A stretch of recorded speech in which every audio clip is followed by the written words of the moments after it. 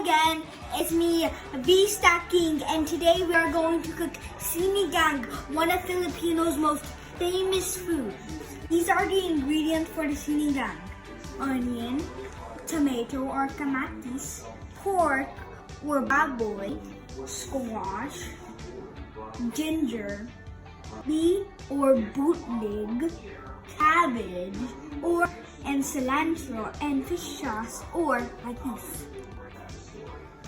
And the most important part is the sinigang mix. You need 4 cups of water. We are going to put the pork / baboy and onion and tomato into the pot. The ginger and the bootleg. Now for the smelly part with your sauce / patis. Stick top, close it, and then as you can see, we are using the Instapot, which is my mom's best friend. So then we're gonna click this meat stew button. Now the pork, onion, tomato are cooked. Now it's time to put in the squash.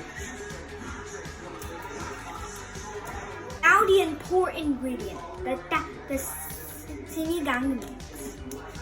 Boil for another 10 minutes until the squash is cooked. Put a dash of pepper into the pot. Now that everything is cooked, it's time to put these in. You can use any other things like eggplant or okra or other green leafy vegetables. Mix all the stuff that is in the pot and boil it for another 3 minutes. Now after 3 minutes, it's boiled. It should look like this. Now we can taste a little bit of stuff. Be careful, it's super duper hot. Aslima, uy! Now it's cooked, you can turn it off by pressing this button. It's off now. The finished product, it looks like this. My favorite part is the yellow part, the calabasa.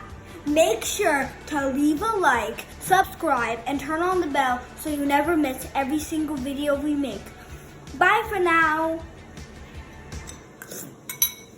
Lamia, oy. Bye. Salamat.